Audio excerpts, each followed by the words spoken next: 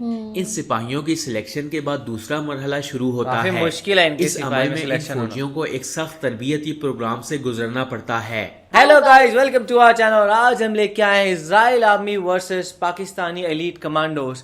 ہم نے دیکھا ہے کہ پاکستان کے جو ایلیٹ کمانڈوز ہیں SSG کمانڈوز وہ بہت زبردست ہوتے ہیں. ہم نے بہت ڈراؤنی ویڈیوز بھی دیکھی ہوئی ہیں کہ وہ لوگ کیا کیا کھا لیتے ہیں اور کیسے کیسے رہ لیتے ہیں، اور ہم نے خطرناک ان کے سارے سٹنٹس اور سب چیز بھی دیکھی ہوئی ہے.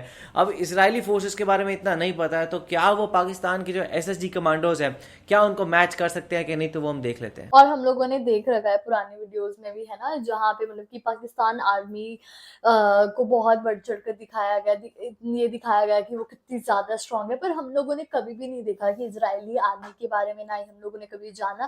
پر ہم یہ بول سکتے ہیں کہ جو اسرائیل ہے وہ بہت ہی زیادہ پاورفل کنٹری ہے نا. لیکن مجھے ایسے لگتا ہے کہ پاکستان کی آرمی آبویس سی بات ہے چھکے چھڑا لے گی اسرائیل کی، کیونکہ ہم سبھی جانتے ہیں جو پاکستان ہے اس نے بہت انویسٹ کر رکھا ہے اپنی ملٹری میں. تو ڈیفینیٹلی مجھے جہاں تک لگتا ہے کہ پاکستانی آرمی اسرائیلی آرمی کے چھکے چھڑا لگے. باقی تو ویڈیو دیکھ کر ہی پتا لگے گا. تو دیکھتا ہے ویڈیو کیسے ہونے والی ہے. تو دیکھ لیتے ہیں کیسا ہوگا. تو آپ بھی دیکھو، ہم دیکھتے ہیں. Let's start. اسرائیل آرمی کو IDF یعنی اسرائیل ڈیفنس فورس کے نام سے جانا جاتا ہے. اسرائیل آرمی کی بنیاد پاکستان بننے کے صرف 9 مہینے بعد یعنی 26 مئی 1948 کے دن رکھی گئی. اس کی آرمی کے پاس اس وقت ایکٹیو پرسنلز کی تعداد 1,69,500 ہے، جبکہ ریزرو پرسنلز کی تعداد 4,65,000 ہے. اسرائیل اپنی آرمی میں فیمیلز کو بھی انتہائی اہمیت دیتا ہے.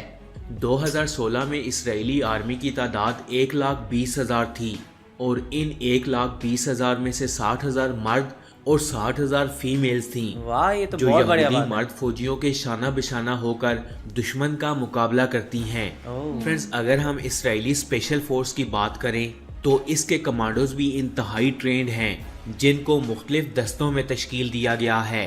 اور ان اسپیشل دستوں کے کام ایک دوسرے سے الگ ہیں، جن میں جاسوسی، یرغمالیوں کو بچانے، انسداد دہشت گردی، تخریب کاری اور ٹارگٹ کلنگ کو روکنے جیسے مشنز کو سر انجام دینا ہے. کافی حالانکہ ہے ان تمام کمانڈوز کی ٹریننگ ایک ساتھ ہی کی جاتی ہے.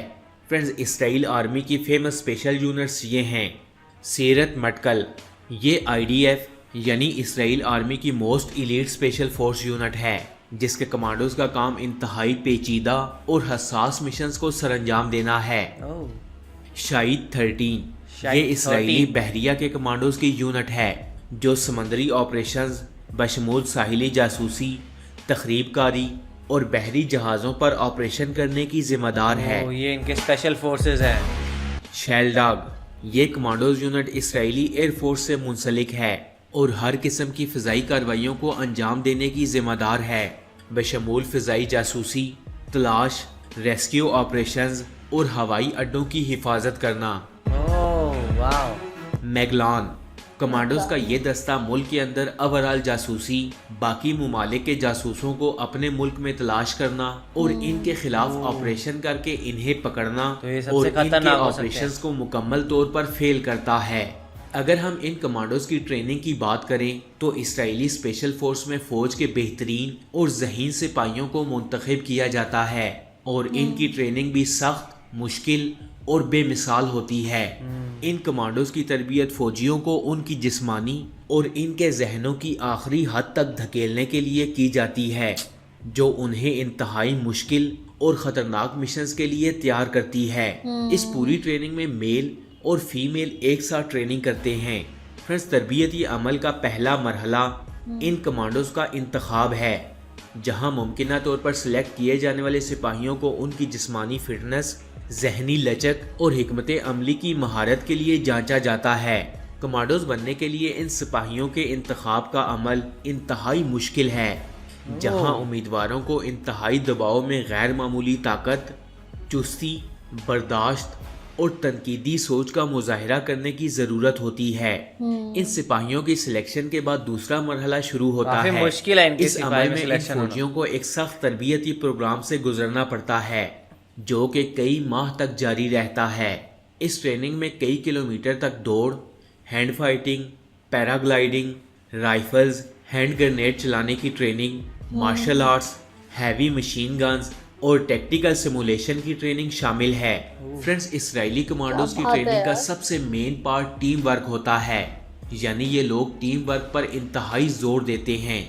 ट्रेनिंग में फौजियों को सिखाया जाता है कि एक दूसरे के साथ मिलकर मुअस्सर तरीके से कैसे काम किया जाए, कमाल है। मुश्किल और ज्यादा तनाव वाले हालात में एक दूसरे पर तभी ये कैसे लोग भरोसा इतने किया खतरनाक जाए हैं। और प्रॉब्लम्स को सॉल्व किया जाए।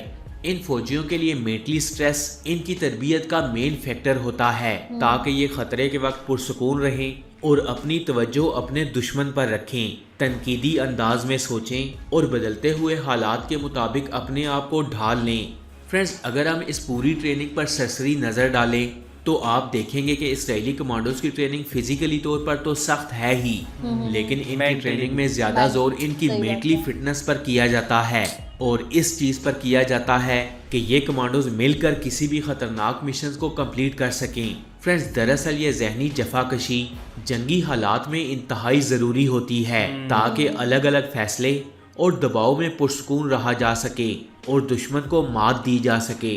फ्रेंड्स, लास्ट में बात करते हैं इसराइली स्पेशल फोर्स के किए गए कुछ फेमस ऑपरेशंस की। ओह, एंटेबे काफी रेड खतरनाक है ये लोग। 1976 में Seriously। एयर फ्रांस का एक त्यारा जर्मन दहशतगर्दों ने अगवा कर लिया और इसे हाईजैक करके युगांडा के शहर एंटेबे की तरफ उड़ाया। इसराइली स्पेशल फोर्स सीरत मटकल ने अगवा होने वाले लोगों को छुड़ाने के लिए फौरी तौर पर एक कामयाब ऑपरेशन किया और कुछ ही देर में तमाम दहशतगर्दों को मार गिराया वाव। और यरगमालियों को बचा लिया। कमाल है। Operation wrath of God. Friends, 1972 के म्यूनिख ओलंपिक्स के कत्लेआम के बाद इसराइल ने इस हमले के जिम्मेदारों का सुराग लगाने और इन्हें कत्ल करने के लिए एक खुफिया ऑपरेशन तश्कील दिया।